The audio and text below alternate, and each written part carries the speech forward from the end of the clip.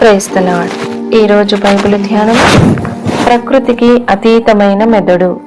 ప్రపంచములు దేవుని వాక్యము వలన నిర్మాణమైనవనియు అందును బట్టి దృశ్యమైనవి కనబడడు పదార్థములచే నిర్మింపబడలేదనియు విశ్వాసము చేత గ్రహించుకొనుచున్నాము. హెబ్రీలకు రాసిన పత్రిక 11వ అధ్యాయము 31వ వచనము. విశ్వాసము చేత గ్రహించుకొనుచున్నాము. మీకు ఒకవేళ విశ్వాసము లేనట్లయితే మీకు సరైన గ్రహింపు లేదని అర్థము. విశ్వాసము లేని ఎడల ఆత్మీయ విషయములను గూర్చి మీకుండు గ్రహింపు కేవలము తప్పైన గ్రహింపై ఉన్నది. ఒక వ్యక్తి అతని యొక్క సహజమైన మెదడుతో లోకము యొక్క సహజమైన సంగతులను గ్రహింపగలడు.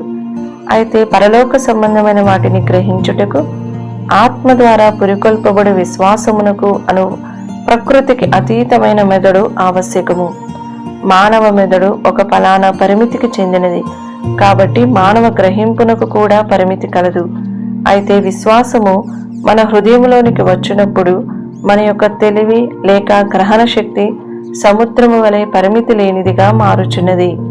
కొరింథీయులకు రాసిన మొదటి పత్రిక 2వ అధ్యాయము 11-12 వచనములు. ఏమైనప్పటికీ విశ్వాసము మన నుండి తొలగిపోయిన ఎడల మన ఆత్మీయ గ్రహింపు మృతమగును. ప్రపంచములను రూపొందించిన దేవుని వాక్యము మనలను కూడా రూపొందించుచున్నది. దేవుని వాక్యము విశ్వాస వాక్యమని పిలువబడుచున్నది. రోమీయులకు రాసిన పత్రిక 10వ అధ్యాయము 8వ వచనము. దానికి సృజనాత్మక శక్తి కలదు.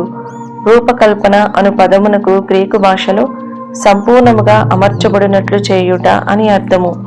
వేరొక మాటలో దేవుని వాక్యమునందలి విశ్వాసము ఒక వ్యక్తిని శారీరకముగాను ఆత్మీయముగాను ఉద్రేకపూర్వకముగాను సరిగ్గా అమర్చబడిన వారిగా మార్చును. ఆయన నామమందలి విశ్వాసము మూలంగా ఆయన నామమే మీరు చూచి ఎరిగియున్న వీనిని బలపరచెను. ఆయన వలన కలిగిన విశ్వాసమే ఈ పూర్ణ స్పష్టత కలుగజేసెను. అపోస్తుల కార్యములు 3వ అధ్యాయము 16వ వచనము.